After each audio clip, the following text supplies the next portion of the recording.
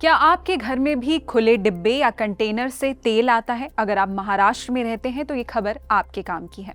महाराष्ट्र की एफडीए यानी food and drug administration ने खुले तेल की बिक्री पर पूरी तरह से ब्लैंकेट बैन लगा दिया था, लेकिन अब राज्य के मुख्यमंत्री देवेंद्र फडणवीस ने 24 अगस्त को खुद इस फैसले में दखल दिया और एफडीए के 20 अगस्त को आए इस कड़े आदेश पर फिलहाल रोक जैसी स्थिति बना दी है। आखिर क्या है ये पूरा मामला? एफडीए चीफ तुकाराम मुंढे के इस फैसले को सीएम फडणवीस ने क्यों पलटा, चलिए समझते हैं। 20 अगस्त को महाराष्ट्र एफडीए के कमिश्नर तुकाराम मुंढे ने एक आदेश जारी किया। आदेश ये था कि राज्य में खाने वाला तेल खुले में नहीं बेचा जाएगा। तेल सिर्फ सील्ड, टैम्पर प्रूफ और फूड ग्रेड पैकेजिंग में ही बिकेगा, जिस पर मैन्युफैक्चरिंग डेट, एक्सपायरी डेट और सोर्स जैसी सभी जानकारियां साफ साफ लिखी हों। अब सवाल यह है कि एफडीए ने ऐसा क्यों किया? दरअसल हाल ही में हुई कुछ एफडीए रेड्स में बड़ी गड़बड़ियां सामने आई। खुले तेल में मिलावट का खेल चल रहा था।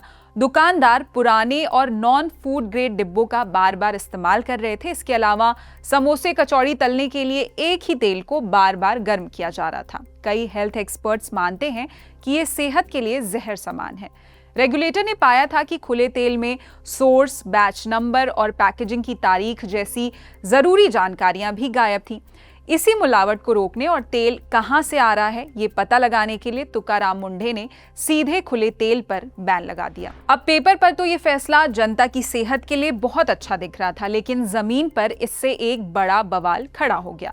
तेल के छोटे व्यापारियों और दुकानदारों ने इसका कड़ा विरोध शुरू कर दिया। उनका कहना था कि उनकी पीढ़ियां इस पुश्तैनी बिजनेस से जुड़ी हुई हैं और इस अचानक बैन से उनके धंधे बंद हो जाएंगे।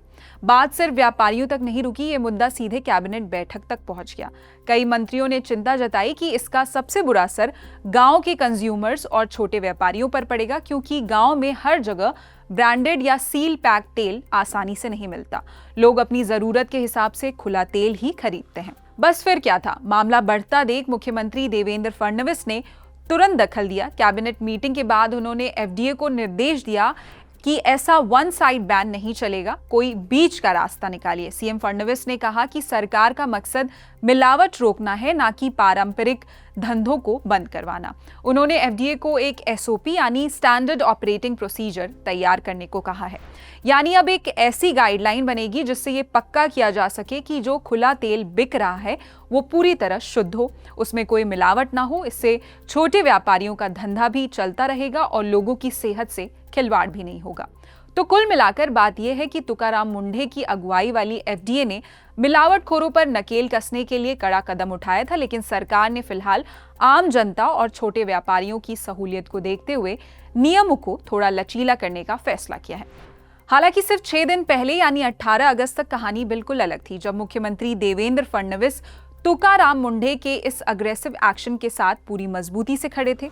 सीएम फडणवीस ने बयान दिया था कि लोगों की सेहत और जिंदगी से खिलवाड़ बिल्कुल बर्दाश्त नहीं किया जाएगा। मिलावटखोरों के खिलाफ ये कड़ा एक्शन जारी रहेगा। यानी मुख्यमंत्री की तरफ से तुकाराम मुंढे को पूरी हरी झंडी थी, लेकिन दूसरी तरफ एफडीए की इस कड़क कार्रवाई पर सवाल भी उठ रहे थे। यहां तक कि बॉम्बे हाई कोर्ट ने भी फूड सेफ्टी रेगुलेटर को फटकार लगाते हुए उनकी इन कार्रवाइयों को स्ट्रेंज पॉलिसीज माने अजीब नीतियां तक कह दिया था।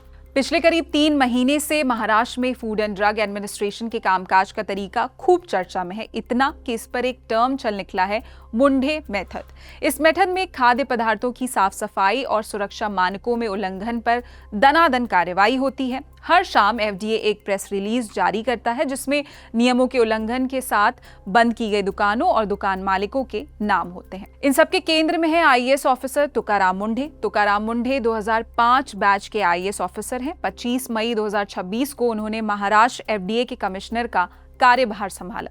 तुकाराम मुंढे के काम के कई लोग फैन हो गए हैं, तो कई ऐसे भी हैं जो बड़े नाराज हैं। अब आप बताइए, क्या आपके हिसाब से खुले तेल पर पूरी तरह बैन लगना चाहिए या फिर बीच का रास्ता निकालना ही सही फैसला है?